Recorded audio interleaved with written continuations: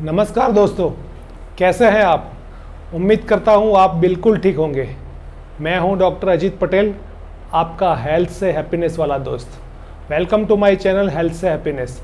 तो आज हमारा वीडियो का टॉपिक है child care in corona time. तो हम बहुत ही सिंपल और बेसिक बात की चर्चा करेंगे, समझने में आसान हो और हम सबको बहुत ही काम आए। ठीक है, तो इस टॉपिक को हम दो हिस्सों में बांटेंगे, direct effect and indirect effects. तो दोस्तों, सबसे पहले हम देखेंगे डायरेक्ट इफेक्ट्स, मतलब कि कोरोना वायरस बच्चों को डायरेक्टली कैसे असर करता है। कोरोना ने जो कहर चारों ओर मचाया है उसका एनालिसिस किया जाए तो ऐसा लग रहा है कि फॉर्चुनेटली उसने बच्चों को बख्श दिया है। बहुत ही अच्छी बात है। शायद बच्चों के साथ उसकी दुश्मनी ना के बराबर है। और जहाँ जहाँ भी बच्चों की कोरोना वायरस के केस पाए गए हैं वहाँ भी उसने काफ़ी नरमी दिखाई है। बहुत ही माइल्ड केसेस हैं। उसके बारे में अभी तक दो थियरी सामने आई है। नंबर 1, बच्चों की इम्यून सिस्टम काफ़ी यंग होती है और वह काफ़ी एग्रेसिव इम्यून रिस्पॉन्स डेवलप नहीं करते, जिसे साइटोकाइन स्टॉर्म कहते हैं। उसकी वजह से उनके फेफड़े और बाकी ऑर्गन को काफ़ी कम डैमेज होता है, जो चीज़ बड़ों में पाई जाती है। और नंबर 2, बच्चों के फेफड़े में ACE2 नाम का रिसेप्टर नहीं होता है। कोरोना वायरस इस रिसेप्टर को फेफड़े में एंट्री के लिए इस्तेमाल करता है। तो आइए दोस्तों, सबसे पहले हम सिम्टम्स की बात करेंगे। माइल्ड केसेस, जिसमें बुखार, नाक से पानी बहना, खांसी होना, गले में सूजन होना, दस्त लगना, चमड़ी पर लाल दाने निकलना वगैरह। इस परिस्थिति में आप बच्चों के डॉक्टर यानी पीडियाट्रिशियन डॉक्टर को कंसल्ट करके ट्रीटमेंट ले सकते हैं। अब सीरियस केस की बात करते हैं, हालांकि वह काफ़ी कम है, रेयर केसेस हैं। उनमें सांस लेने में दिक्कत होना, भारी दस्त लगना, बच्चों को सोया रहना, कंफ्यूज रहना, चमड़ी होठ नीले हो जाना, हाथ पैर में सूजन आ जाना। अगर ऐसे लक्षण आपको दिखे तो तुरंत ही आपके पीडियाट्रिशियन डॉक्टर को कंसल्ट करें और उसमें ज़रूरत पड़े एडमिट करवा लीजिए। और कई बार ICU में एडमिशन की ज़रूरत भी पड़ सकती है। ट्रीटमेंट की बात करें, बच्चों के ट्रीटमेंट तो आपके पीडियाट्रिशियन डॉक्टर ही करेंगे। मैं सिर्फ सावधानी बरतने वाली बातें बताऊंगा। सबसे पहले, बच्चों को भीड़ भाड़ में नहीं ले जाना। नंबर 2, बच्चों को बीमार व्यक्ति से दूर रखना है। Number 3, prevention is better than cure. बच्चों को साफ सफाई की आदतें सिखाने का यह बहुत ही उत्तम समय है। हैंड वॉशिंग, कम से कम 20 सेकंड के लिए रगड़ रगड़ के। खांसी और छींक को कैसे कवर करना है वो बच्चों को सिखाना बहुत ज़रूरी है। अवॉइड फेस टच, छोटे बच्चों में थोड़ा मैनेज करना मुश्किल होता है, फिर भी धीरे धीरे वह सीख जाते हैं कि अपने गंदे हाथ मुंह पे न लगाए। कोरोना के दौरान हमारे घर में साफ सफाई का थोड़ा विशेष ध्यान देना पड़ेगा। जब हम बाहर से आए तो अपनी चाबी, मोबाइल, वॉलेट को डिसइंफेक्ट करके सेफ जगह पर रखें और स्नान करके स्वच्छ कपड़े पहन के ही घर में एंट्री करें।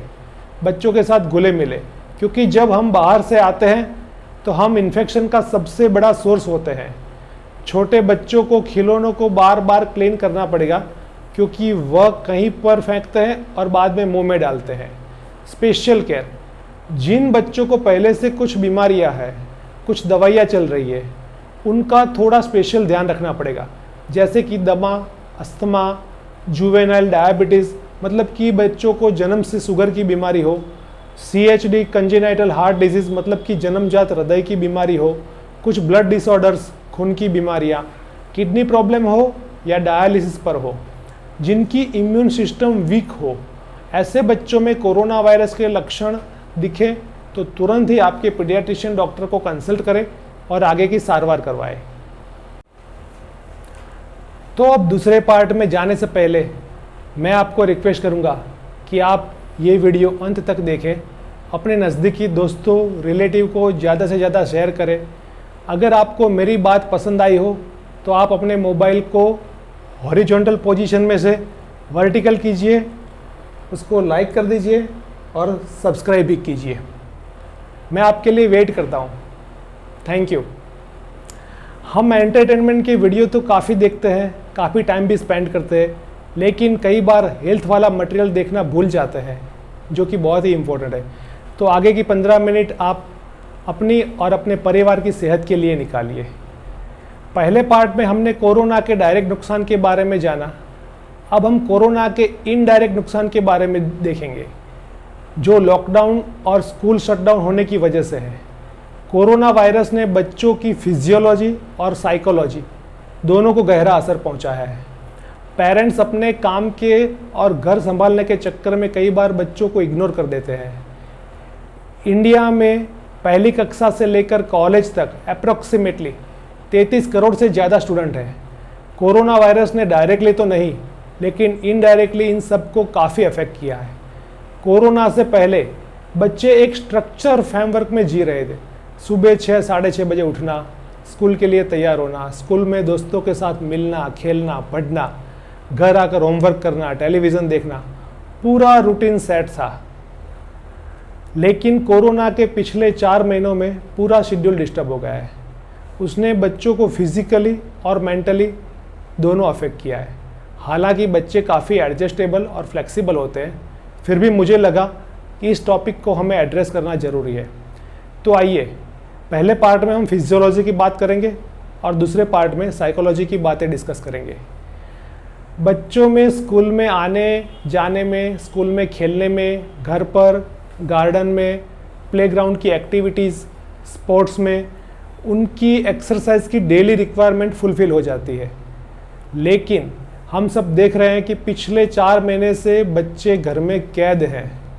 ईटिंग हैबिट्स चेंज हो गई है, फिज़िकल एक्टिविटी काफ़ी कम हो गई है, स्पोर्ट्स तो बिल्कुल बंद ही हो गया है, स्लीप साइकिल भी डिस्टर्ब हो गई है, स्क्रीन टाइम बढ़ गया है। तो आइए इन सब चीज़ों से कैसे डील करें। नंबर 1, सबसे पहले देखें कि बच्चों में फिजिकल एक्टिविटी कैसे रखें। हमें बच्चों को आदेश नहीं देना है, हमें खुद उनके साथ जुड़ जाना है। थोड़ा सा कार्डियो, स्ट्रेचिंग, योगा, जुम्बा, घर में जो भी एक्सरसाइज कर सकते हैं वो आराम से करें। आपको पसंद है वो आप ट्राई कर सकते हैं। हमारी YouTube यूनिवर्सिटी से काफ़ी वीडियो मिल जाएंगे। इससे बच्चों के साथ साथ आपकी सेहत का भी फायदा है। अगर बच्चे को डांस पसंद है तो वह एक्सरसाइज का एक बढ़िया ऑप्शन है, क्योंकि डांस फिजिकली एक्टिव रखने के साथ साथ मेंटली रिलैक्स भी करता है। कोरोना वायरस के दौरान कई घरों में मेड नहीं पहुंच पाए, तो हाउस होल्ड वर्क बर्डन काफ़ी बढ़ गया है। प्यार से समझा के बच्चों को हाउस होल्ड activities like cleaning, cooking, gardening, washing, इन सब में इन्वॉल्व कर सकते हैं। इससे आपको हेल्प मिलेगी, बच्चों की फिजिकल एक्टिविटी बढ़ेगी, बच्चों को रिस्पॉन्सिबिलिटी का एक एहसास होगा और साथ में नया काम सीखने का कॉन्फिडेंस और आनंद तो जरूर मिलेगा। चारों तरफ फ़ायदा ही फ़ायदा है दोस्तों। और एक बात खास, उन्होंने जो काम किया उसको अप्रिशिएट करना मत भूलिए। दूसरी बात है डाइट की। बच्चे खाने के बहुत शौकीन होते हैं, नई नई चीज़ें डिमांड करते हैं और घर पर रहते हैं तो बार बार खाते हैं। लेकिन ये आपको देखना है कि उनकी डाइट काफ़ी बैलेंस हो और शरीर को नुकसान ना हो, क्योंकि बच्चों में मोटापा यानी कि पीडियाट्रिक ओबेसिटी आजकल देश में और पूरी दुनिया में काफ़ी बड़ा कंसर्न है। अब पार्ट 2 में हम साइकोलॉजी के बारे में डिस्कस करेंगे। हम फिजिकल प्रॉब्लम्स तो तुरंत देख लेते हैं, पकड़ भी लेते हैं, लेकिन साइकोलॉजिकल इश्यूज कई बार मिस कर देते हैं।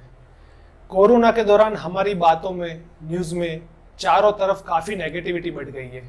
सुबह से शाम तक सोशल मीडिया में कोरोना रिलेटेड मटेरियल फॉरवर्ड की जा रही है। टीवी न्यूज़ में 24 घंटे कोरोना वायरस केस के नंबर और डेथ की न्यूज़ चलती रहती है। हॉस्पिटल्स के सीन और डेड बॉडीज़ की तस्वीरें दिखाई जाती है, जो साइलेंटली बड़ों और बच्चों सभी को एक तनाव और डिप्रेशन की परिस्थिति में धकेल देती है। बच्चों में डर पैदा होता है। इसका सॉल्यूशन क्या है? मेरी एडवाइस है कि टीवी, न्यूज़ और मोबाइल के टाइम को रिस्ट्रिक्ट कर दिया जाए, ताकि गैजेट्स को और हमारे दिमाग को सबको पूरा आराम मिले। कोरोना समय दौरान बहुत सारी फैमिली फाइनेंशियली अफेक्ट हुई है, सोशली आइसोलेट हो गए हैं, जिनके परिणाम पेरेंट्स के बिहेवियर में काफ़ी चेंज आया है। तनाव बढ़ा है, डिप्रेशन भी बढ़ा है, परिणाम रूप बातचीत में काफ़ी गुस्सा आने लगा है, जिसका सीधा असर उनकी सेहत और बच्चों के मानस दोनों पे पड़ा है। उनमें डर और घबराहट पैदा हो रहा है। यह समय थोड़ा कष्टदायक जरूर है, लेकिन हमें अपने आप को संभालना है। यह बुरा वक्त भी चला जाएगा और पॉजिटिव एटीट्यूड के साथ आगे बढ़ना है। बच्चों के साथ बहुत ही धीरज से पेश आना है। छोटे बच्चे उनके दोस्तों को काफ़ी मिस करते हैं, लेकिन हम ये जान नहीं पाते। उनके दोस्तों से फ़ोन पे या वीडियो कॉल पर बात करवाइए, उनको सही में बहुत अच्छा लगेगा। एक बार इसे ट्राई करना और मुझे कमेंट में ज़रूर बताना। सबसे ज़्यादा परेशान जो स्टूडेंट का क्लास है वह है 12वीं board exam students, medical, engineer and काफ़ी सारे कॉलेज और यूनिवर्सिटी के स्टूडेंट्स जिनकी एग्ज़ाम की तैयारी थी या आधी एग्ज़ाम हो गई थी और मार्च में लॉकडाउन हो गया। यह बच्चे काफ़ी डिस्टर्ब है। बार बार एग्ज़ाम की डेट भी डिक्लेयर हो रही है और फिर कैंसिल भी हो जाती है। एक अनसर्टेनिटी का एटमॉस्फेयर है। कई बच्चे बहुत डर गए, निराश भी हो गए। उन सारे बच्चों को मेरी एक रिक्वेस्ट है कि बिल्कुल भी चिंता न करें। जो परिस्थिति है वह सिर्फ आपके सामने नहीं, पूरे देश के बच्चों के सामने है। हिम्मत से, मजबूत मनोबल से, हंसते हंसते उसका सामना करें। Stay positive and fight the situation. मुझे तो सबसे ज़्यादा जिस चीज़ ने हौसला दिया है वह है पंजाबी एटीट्यूड। ओए छड्डे यार, कोई गल ना, जो होगा देखा जाएगा। और हमारे गुजराती में भी कहते हैं, तेल लेवा जाए, वधारे चिंता नहीं करवानी। Meditation and mentally relaxing exercise को ट्राई करें, यह काफ़ी हेल्पफुल रहती है। एक इम्पॉर्टेंट बात, अगर यह सब करने के बाद भी लगे कि परिस्थिति संभल नहीं रही है तो बिना शर्म संकोच अपने साइकेट्रिक डॉक्टर को कंसल्ट करें और प्रोफेशनल हेल्प लें। प्रोफेशनल हेल्प लेना कोई बुरी बात नहीं है। फाइनली मैं यही कहूँगा कि आज की कम्युनिटी स्प्रेड की स्थिति देखते हुए मेरा मानना है कि अभी कोरोना वायरस लंबा चलने वाला है और हमें अभी लंबी लड़ाई लड़नी बाकी है। तो इसे एक अपॉर्चुनिटी के तौर पे देखना शुरू करें, क्योंकि विकट परिस्थिति ही हमें तैयार करती है, मजबूत बनाती है। तो hope for the best but prepare for the worst. ठीक है, तो अगर ये इन्फॉर्मेशन आपको अच्छी लगी हो तो अपना मोबाइल उठाइए और अपने सारे ग्रुप में शेयर कीजिए। हेल्थ से हैप्पीनेस की ये सफ़र में आगे भी मिलते रहेंगे। हेल्थ की और हैप्पीनेस की बहुत अच्छी अच्छी बातें करते रहेंगे। तो आपसे विदा लेते हुए इतना ज़रूर कहूँगा कि ये वीडियो देखने के लिए आपका बहुत बहुत धन्यवाद। और अगर आपको हेल्थ का कोई टॉपिक पसंद हो तो मुझे कमेंट में बताइए, मैं उसके ऊपर भी वीडियो बनाने की कोशिश करूँगा। तो तब तक के लिए सलामत रहिए, तंदुरुस्त रहिए, आपका सबका ध्यान रखिए। धन्यवाद।